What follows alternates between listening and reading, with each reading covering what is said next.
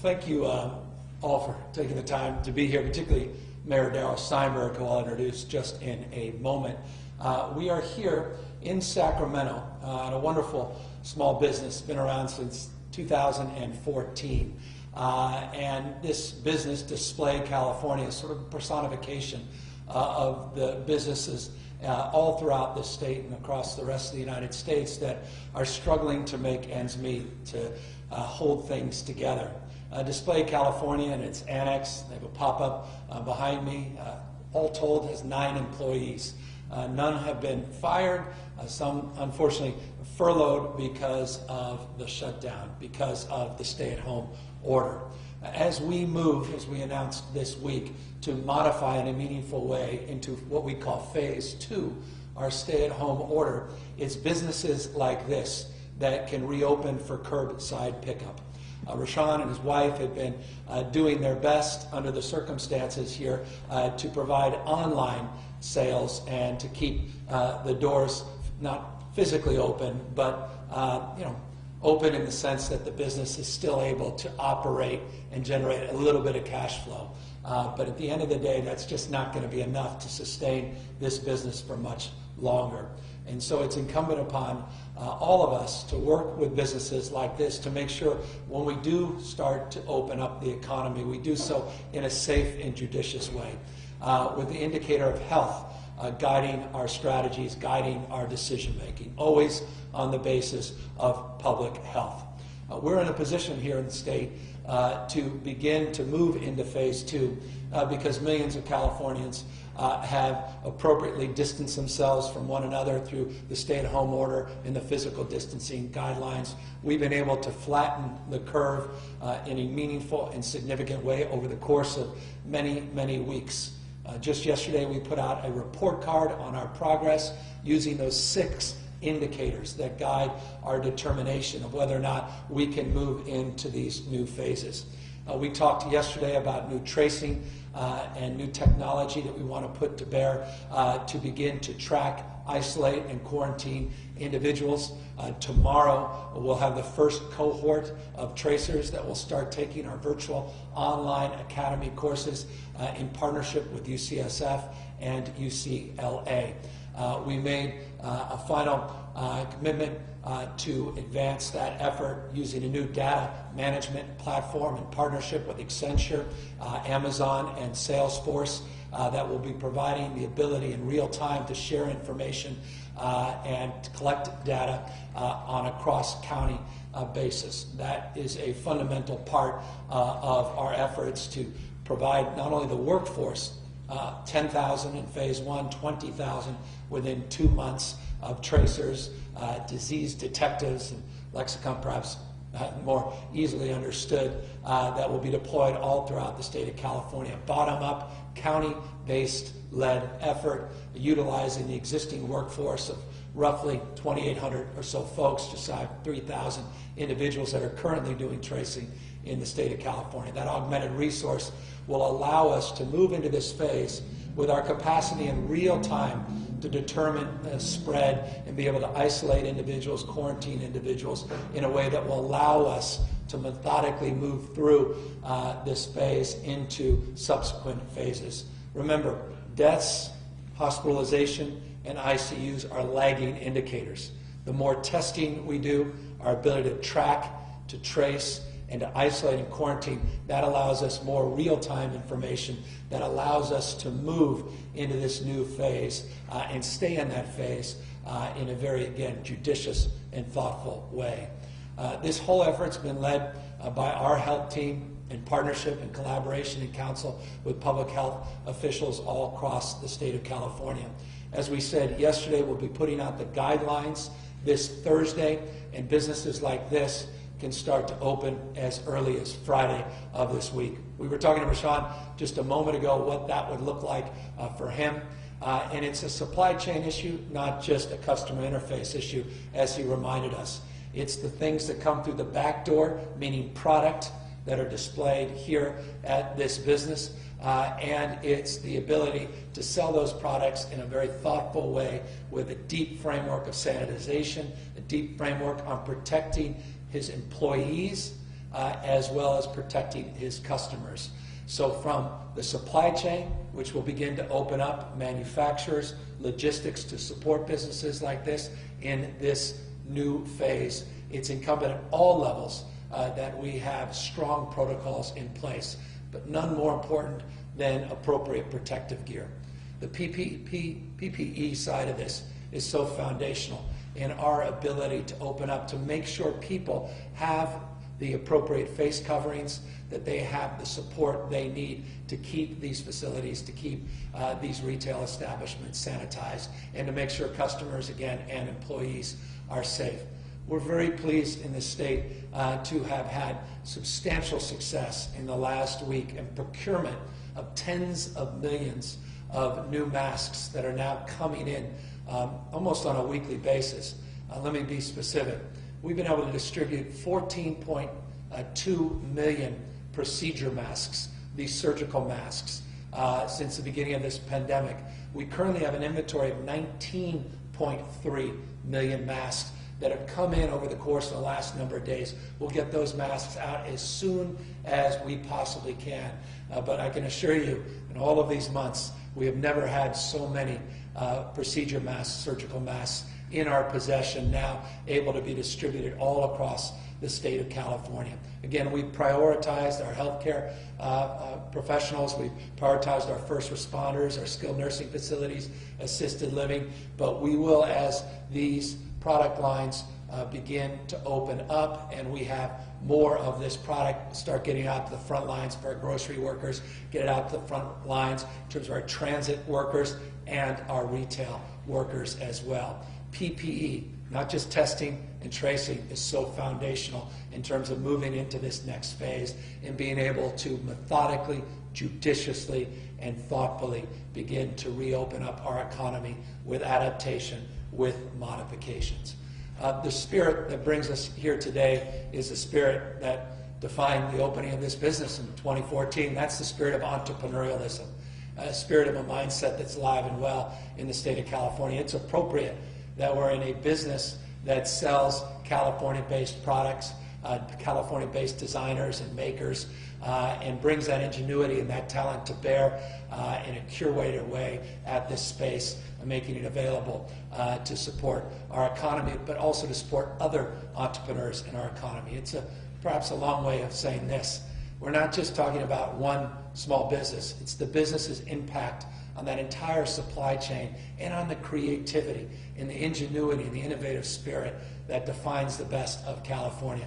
Businesses are not just about dollars and cents.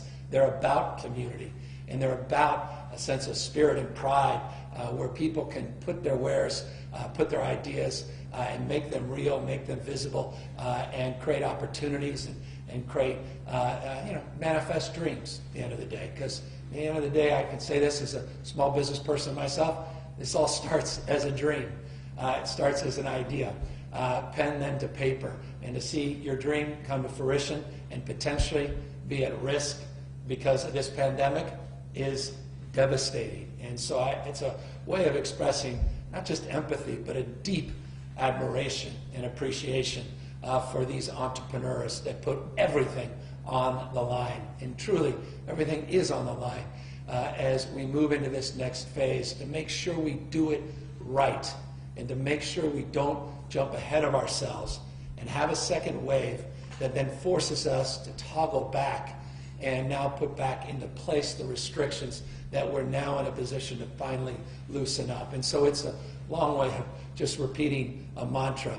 We have to maintain the core construct of our stay-at-home orders and make sure that we are appropriately doing the social distancing and the physical distancing that is necessary at this moment, particularly as we move into this new phase where that behavior becomes even more essential because we put more and more people at risk as we begin to open things back up. And that's why I cannot impress upon people more that we're not going back to normal. It's back to a new normal with adaptations and modifications until we get to immunity, until we get to a vaccine. We'll get there. That's coming. That will happen. The question is, what happens in between? And in this state, you've just done such a remarkable job keeping that line, keeping our total number of positives, hospitalization, people vulnerable in our ICUs in a stable place compared to many other parts of this country. And I just want folks to know we're grateful to you. You're the reason we're in this position, why I'm here today, and why I'm looking forward to moving through this weekend and begin to see some new retail open up with these modifications, and to start seeing these manufacturers and logistical support begin to take shape as well, and help again start to rebuild this economy and get us back on our feet. With that in mind, before I get to all of the daily updates, I wanted to acknowledge a local elected official, someone known very well here in Northern California, the former pro tem, the state senate, now mayor of the city of Sacramento. Mayor Steinberg has been essential and critical in terms of helping guide us to this point. And one thing is clear to me. At the end of the day, we put out these guidelines at the state level, but its application, its implementation is manifested at the local level. And that's why local electeds are so important. Mayors at this moment are so important. That collaborative spirit between the city of Sacramento and the state of California has been demonstrable for many, many years, but notably many months through this pandemic, including the announcements a few weeks back on Project Room Key to help Californians that are out on the streets and sidewalks and in shelters are homeless and get their support. Darrell was critical in helping advance that effort. He's critical in terms of advancing this effort as well. Wouldn't be appropriate to be a retailer in the city of Sacramento, just days away from beginning to reopen parts of this economy with conditions if we didn't invite the mayor to say a few words. With that, Sacramento Mayor Darrell Steinberg.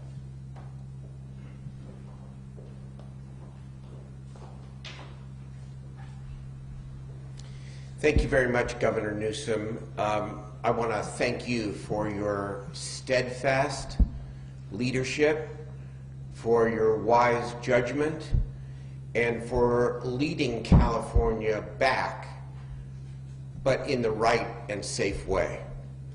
This cannot be a choice between public health and reopening the economy. We know that we must do both. And so you have now said to us, and we are now on the ground beginning to think about the implementation. It is not a question of if, it is not a question of when. It is a question of how. How we go about reopening will define, as you said a moment ago, whether or not we can move with effectiveness to the next stages and open up more, or whether or not we are going to have to take a small step, a medium step, or in the worst case, a large step backward and keep the economy closed for longer. We know there is only one way to go, and that is forward. And so how we reopen at the local level and throughout the state is absolutely crucial. Whatever may seem like a small inconvenience is not an inconvenience when you consider the alternative.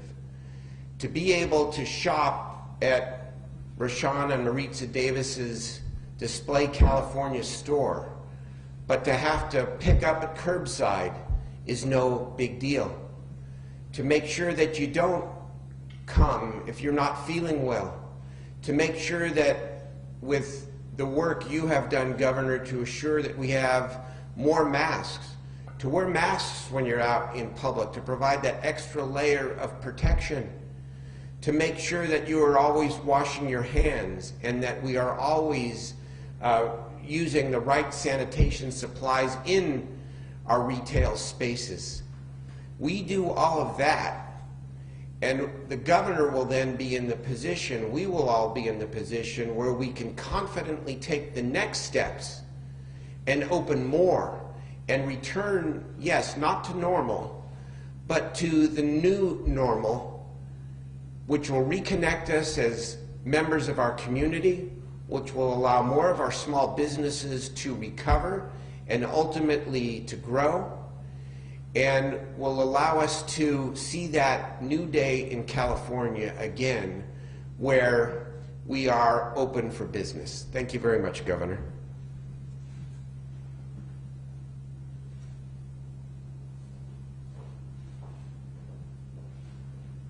Thank you, Mr. Mayor, and again, thank you for all your leadership, and again, that central nature of partnership at the local level as we begin the application and implementation with these new guidelines will be coming up on Thursday, and the application and the conditions that we are setting forth through the weekend over the course of the next few weeks. It is just essential that we get feedback in real time from city leaders, from county leaders, and more important than all, our health directors, so that we are maintaining a public health mindset as our top priority. I also want to just extend a prioritization beyond just our capacity to begin these meaningful modifications, but also to do what we can to help support these small businesses with loan assistance. As you know, the Small Business Association administration has a number of small business loans, and of course federally with the CARES Act, this PPP program, distinguished from PPE, that's personal protective equipment. The PPP program is that support program that has gotten a lot of attention and drawn a lot of anxiety for businesses all across the United States to draw down loans or potentially forgivable loans in the future. The first round of dollars, Californians did not fare as well as we should have in terms of the percentage of the loans we were able to draw down and the number of dollars that we were able to draw down. I want to just update you on the good news.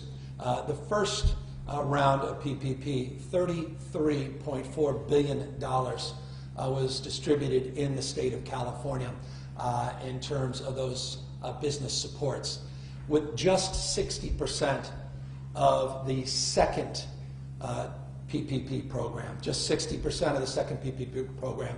We have already drawn down $33.2 billion. So roughly the equivalent amount of the entire first program, even though just 60% of the funds have been distributed nationwide. It's a way of saying this: we are doing much better in this second round. More loans, almost 3 times as many loans have been drawn down in the state of California, and more money. So we're very encouraged by that. When you add up both loan programs, average them out, we're currently doing about 11.2% of all of the loans in America, and 12.9%, roughly 13% of all of the money coming into the state. It's getting closer to where it should be. Again, the good news is 60% in this second round, and that's where we're punching above our weight. Critical for small businesses to be able to draw those dollars down. Critical that people that don't need it don't take advantage of that program, and critical for companies that are very large and have huge cash capacity not to compete with businesses like this that must be the top priority of a program like that. So I wanted to update you on the PPP program. Some good news there as it relates to California punching above its weight on this second iteration of that plan. I also want to give you an update briefly on some very positive developments in Orange County. I announced yesterday Laguna Beach.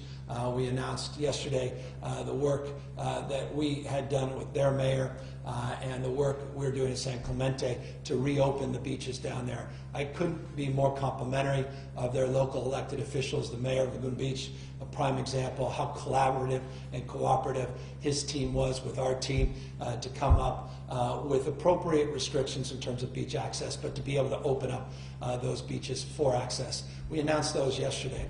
Good news is just a few hours ago, we were able to make similar commitment in terms of protocols and procedures with Huntington Beach, Dana Point, and Seal Beach. So those are opening back up as well. And again, extension of real gratitude for their local elected officials that worked so closely with our teams over the weekend, over the course of the last 24 hours, so that we're in a position to make that announcement. It's the spirit of collaboration and cooperation that is necessary as we move forward. And again, I want to express gratitude to folks in Ventura, San Diego, LA, and elsewhere that also offered guidance and assistance on some of their best practices and their protocols that are all aiding and helping support these broader efforts. So Huntington Beach reopening, Dana Point reopening, Seal Beach reopening, working with the county supervisors in Orange County. We hope new developments there very shortly, as well as Newport, but real progress in that space, again, in the spirit of collaboration, in the spirit of partnership. And again, I, more than anyone, look forward to making subsequent announcements in this space as we move forward. Just briefly, we reached a milestone, an important one, over $10 billion of unemployment insurance we've now distributed to people all across the state of California just since March 15th. Again, this is unprecedented in our state's history. These are numbers no one thought they'd see in our lifetime. $10.1 billion, to be exact, now has been distributed. Some 4.1 million people have filed for unemployment, not since March 15th, but since March 12th. That includes people under the PUA program, a lot of letters. PUA, not PPP, not PPE. The PUA program is the Pandemic Unemployment Assistance Program, like unemployment insurance for people that are self-employed, people in the gig economy and the like. Roughly 450,000 of those 4+ million people that have filed for claims are in that category. And as you know, we're getting a stubborn amount of money out, meaning not the full amount, but getting at least $767 out as the first round of contribution as we adjudicate the facts on the actual claims. This goes deep into the issues that have been brought to the fore today through a lawsuit by our Attorney General and a number of city attorneys related to misclassification of employees, related to AB 5, vernacular, Assembly Bill 5 that people know well here in the state of California. A bill that is a full effective law. It's a codification of a Supreme Court decision well over a year ago. And in our January budget, we announced the enforcement of that in terms of recommendations to get more personnel and staff. The budget that I'll be submitting as the May revise on May 14th will further that effort. And I just say that to make this point. We have a lot of work to do in that space around misclassifications, the PUA issues related to UI issues, just undergird some of the anxiety in that space, just one of many reasons why we're pleased the state of California is taking leadership in this space. But in that transition, always there are some challenges. Final point before I open up to questions. I want to just update you on the total number of positives in the state of California, total number of lives lost, hospitalizations, and ICUs.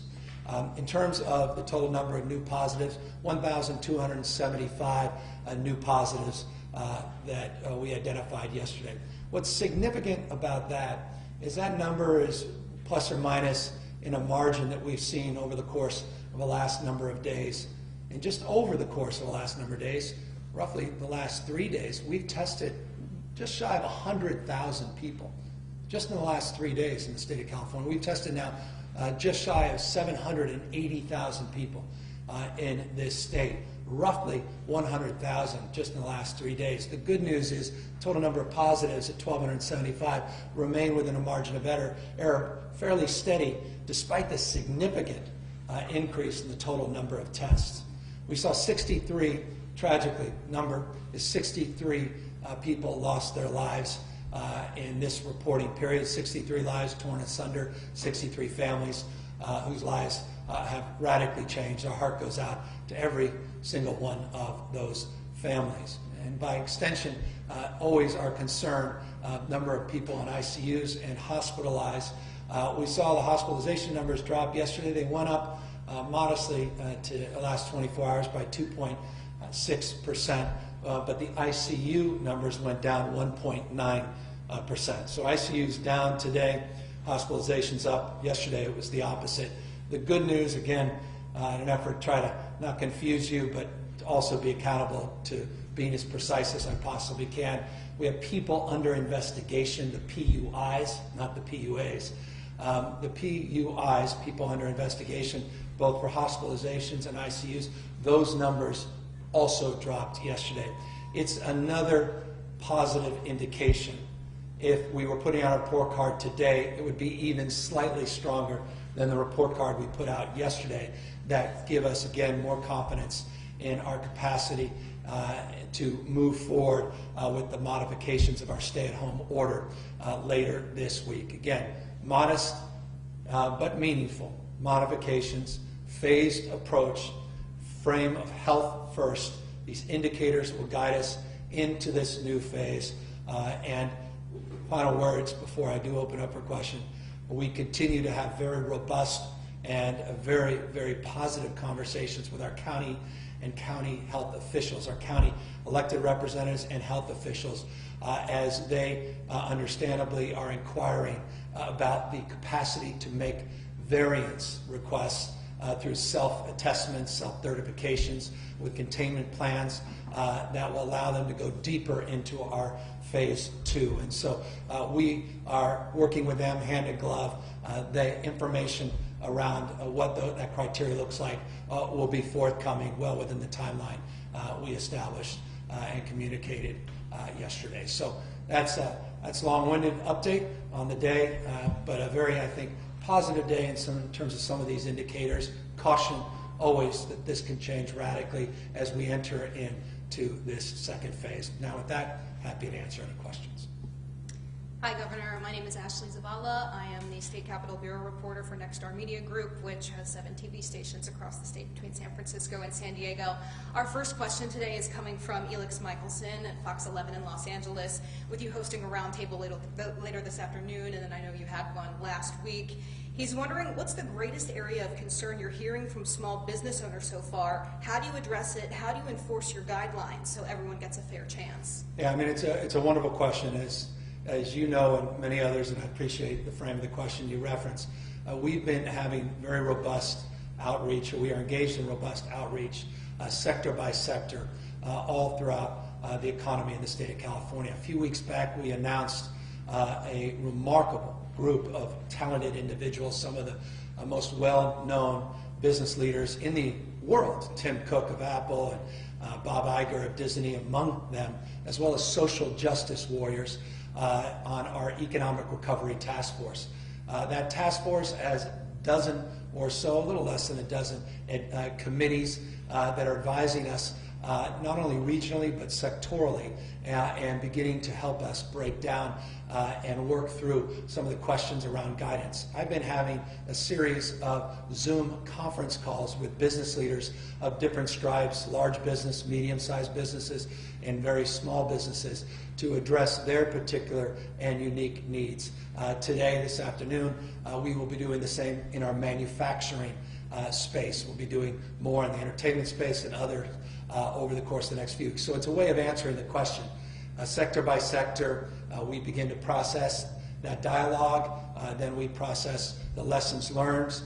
We're getting all the benefit of our recovery task force and the information they're providing us, and then the best practices we seek all across the country and for that matter around the world, and of course our partnership with other states. And that partnership has turned out to be profoundly more impactful than even many of us originally believed. I made a comment yesterday that our regional variation strategy came in no small part because of the leadership of Jared Polis in Colorado and Governor Brown up in Oregon and the sharing of best practices in that space. So it's all of that together that allows me to answer that question.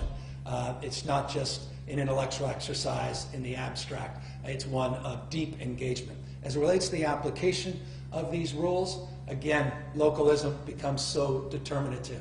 The leadership of mayors like Mayor Steinberg, the leadership of county supervisors, and again, no substitute for the leadership of county health officials. The guidance is real, and it can be raw. I mentioned yesterday that the alcohol beverage control had reached out to 81 businesses and 80 businesses complied. Those 81 businesses were open against the advice, counsel, and directive of their county health guidelines. Today I got an update. It's now 82 businesses. It's interesting. They made phone calls, and most of those phone calls went extraordinarily well. In a few cases, a few dozen, they had to make visits, and those went extraordinarily well. There was just one outlier. So it gives you a sense on the enforcement of many of the tools in the toolkit. No one wants to be overbearing. People just want to be responsible. And when you get a call from your county, you get a call from mayor's office, you get a call from health director, you get a call from state agency like the Alcohol Beverage Control, know that they're just doing their job and trying to keep all of us healthy so we can get into these phases and out of these phases and into the new phases sooner than we otherwise would. Our next question is from Sophia Balag with the Sacramento Bee. She's wondering, you've said the shopping malls won't be reopening Friday, but can stores inside those malls be open for curbside pickup? What about big box centers and strip malls? Yeah, not in this first phase. We're going to be working with the counties on local variances, and that's the conversation we're having with the counties in real time.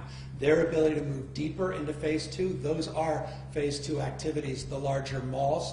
But in this first round, the guidelines we'll be putting out Thursday, you are correct, that's not part of the guidance we're putting out statewide, but it is part of the conversations we're having where people can attest with local certification with concurrence of their local health director as well as their county supervisors in consultation with their health system with a series of criteria that we'll be putting out in the next few days. So that is a point of possibility, but only on this regional variance basis. Next question is from Kathleen Ronan with the AEP. Okay, next question is from Kathleen Ronan with the AP. She's wondering, Yuba and Sutter counties are allowing dine-in at restaurants, hair salons are open, and the Yuba-Sutter Mall plans to open tomorrow. You've said counties can go deeper into phase 2 ahead of the state, but can they go into phase 3, which includes things like hair salons? If not, then will these now opened businesses need to close? Yeah, they're making a big mistake. They're putting their public at risk. They're putting our progress at risk. We've been clear about that, well aware of those examples. These are exceptions. These are real exceptions. The overwhelming majority of Californians are playing by the rules, doing the right thing. They've put us in a position where we're making these announcements this week. We have guidelines. We have criteria. They can choose to work collaboratively with their health director, their county supervisors, and the state and allow us to publish those guidelines. But those are not phase 3 guidelines. These are getting deeper into phase 2. That's what the state will afford in the short term. And to the extent that they go further, they put those businesses at risk, not only the health of their communities at risk. And I would encourage them just to do the right thing and know that we are committed to working with them, as we have been, and their county representatives through CSAC, League of Cities, and their health directors to accommodate their local needs and their regional variances. But we have a process and protocol to do that. And so we believe in ready, aim, fire, not ready, fire, aim. Next question is from the Wall Street Journal. What do you think of the timing of the AG's lawsuit now against Uber and Lyft in the middle of this pandemic? How do you expect it to affect those businesses while they're already reeling from the coronavirus slowdown? I think I said what I said about this a moment ago. It doesn't surprise me. Since the Dynamax ruling was years ago, I just remind the person that asked the question, this was a codification of a Supreme Court rule. The whole issue of misclassification didn't just occur out of nowhere. It didn't just jump into the consciousness of these companies in the last number of months. It certainly well predates the coronavirus. AB 5 was adjudicated and was compromised with a number of classifications being exempted over the course of a very robust legislative calendar last year with a lot of input. Not everybody was satisfied by it, but the letter of the law has to be applied. We want to be cooperative and collaborative, but we as a state have a responsibility to do what we said we were going to do. So again, the lawsuit doesn't surprise me, and to the extent the question could have easily been asked from another perspective, does it complicate matters that those same companies want to go to the ballot to undo the law? I imagine one could ask from that prism the same question. Next question is from Sansari Tensal with Fox 40. She says, Governor, it's been 1 week since Californians could apply for the PUA. Thousands of Californians who've lost jobs during the pandemic applied for regular unemployment and were surprised by a delay in help due to penalty weeks. They were told by PUA there would be a fix for them. They were told they would get a letter by May 2nd telling them how to apply and get some financial relief in these unprecedented times despite the penalty weeks issue. Thousands had started a petition about this. Multiple agencies like the Center for Workers' Rights sent you a letter about a badly needed fix for these folks. Now these workers haven't received letters and still haven't received any help. What's going on? Okay. And what's the best idea to let this? You're good. I'll have to find the letter. Forgive me. I haven't had a chance to look at the letter directly, but I'll have Julie Sue, whose responsibility is the EDD. I just want to again thank Julie and her team for their heroic efforts. I haven't been shy about this. I think on a daily basis, almost as a daily mantra, have been not only monitoring, trying to address these legitimate concerns that were just expressed about that very detailed and important question. I talked today about the 4+ million people that have applied for unemployment insurance and the PUA program. We talked about the fact we reached the threshold of $10.1 billion that's been distributed. A couple days ago, I talked very specifically about how we moved 1,340 new people to work the phones to improve the system, how we added an additional 600 staff that are being redeployed as we speak in real time. We talked about the new chatbots on the system. We talked about the new texting technology we are putting in to bear. We talked about the fact that we extended the hours of operation of our call center since 2013. We're 8 a.m. to noon, 5 days a week. Now we're 8 a.m. to 8 p.m., 7 days a week, and how all of that is not good enough. That people are rightfully frustrated because of the deep anxiety and stress they have about their ability to pay even for basic things like food and transportation, let alone housing. And so we continue to do everything in our power to improve that process, including changing the criteria to which we adjudicate these claims. The PUA process is novel for us across this country, and we are sharing best practices to the extent we can find them. We have 450,000 people in the queue of those 4.1 million people that are in the PUA category. We're able to get checks out, $767. That's the $600 check that comes from the CARES Act plus the $167, which is the minimum payments to get those processed as quickly as we can. And now we have to address those deltas on those claims that go deep to that question, and we are doing our best in real time to make real a lot of the things that were promoted in that program. This is hardly a satisfactory answer to those that want their check and want it now, but I will just say this. I'm very proud of Julie Sue and her team in this respect, that before this pandemic, there was a 3-week period to which we would get a check distributed. They've been able to continue in that spirit despite the unprecedented number of calls, unprecedented number of checks that have had to be distributed. And when I say checks, let me just also be candid with you. These are not always checks. These are debit cards. And we have a partner with one of the largest banks in the world. They ran out of plastic. They didn't even have the capacity because of their responsibilities to do similar work all across the country to even get the debit cards. We worked with them to work some of those issues out. This was a few weeks ago. It's just one of many examples where we're all just trying to do our best, and best is not good enough.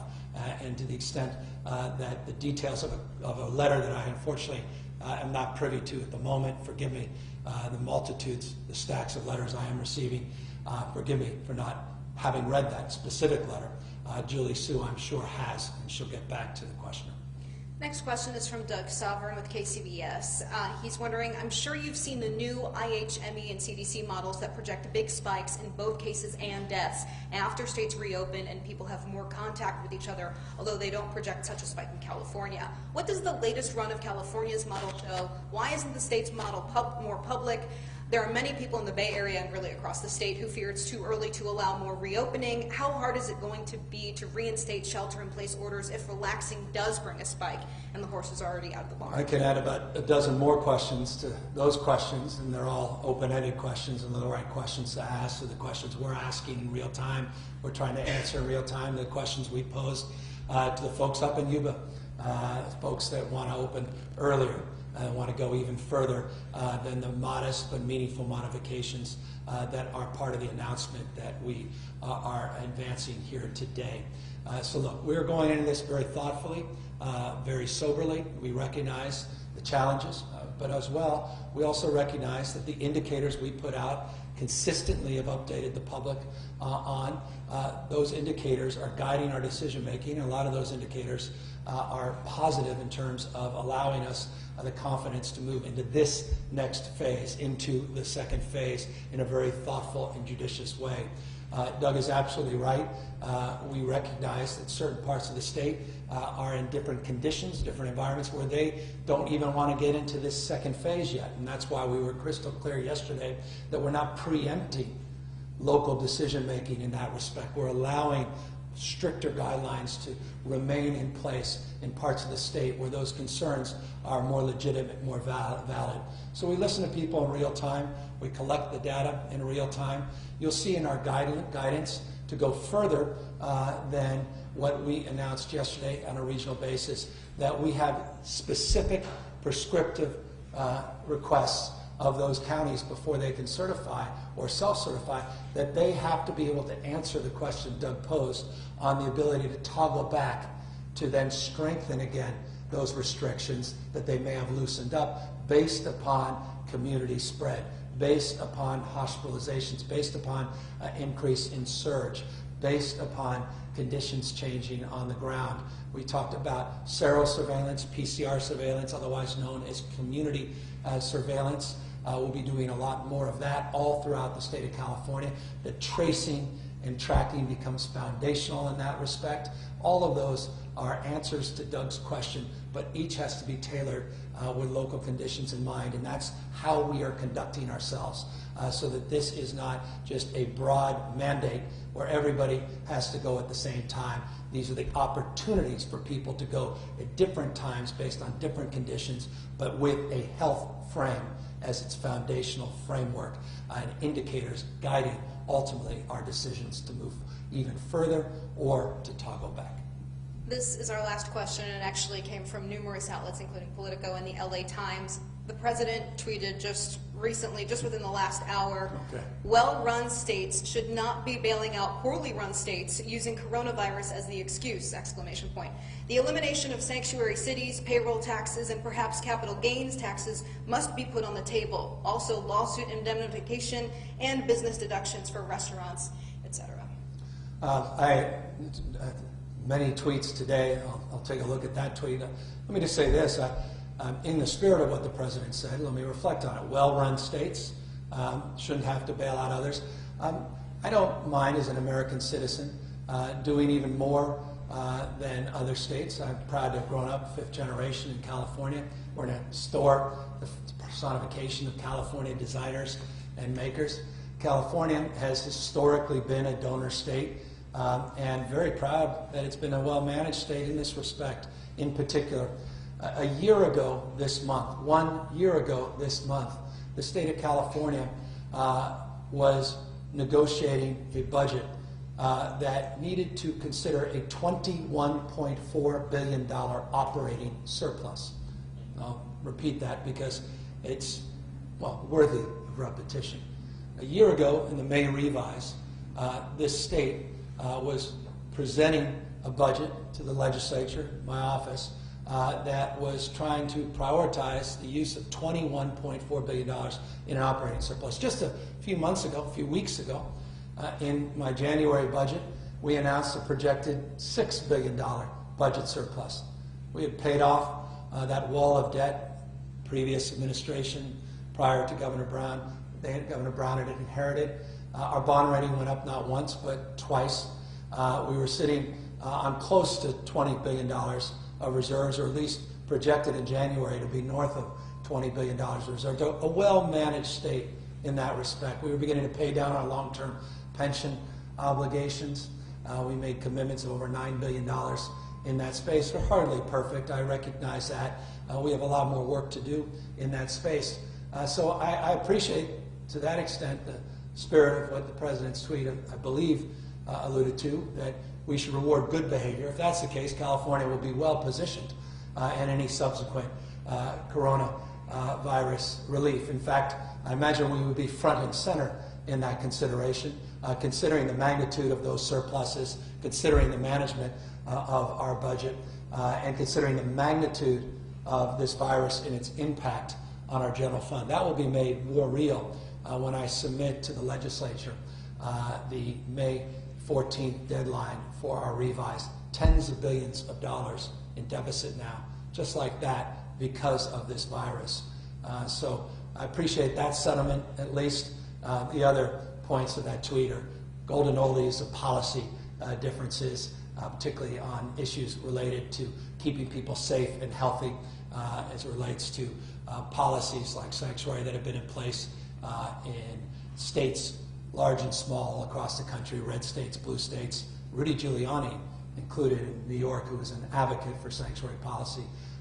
That's a separate issue and well-defined in California, and I think it's one of the many lawsuits we're engaged in with the administration. So good people can disagree on that, but on the issue of bailing out well-managed states, I think California is going to be very firmly grounded as a beneficiary of that sentiment, if indeed that sentiment is advanced in meaningful federal support, which is absolutely necessary to avoid cuts that none of us want to make over the course of the next few months as we try to balance, as we're statutorily required, our budget by the end of June, or middle end of June.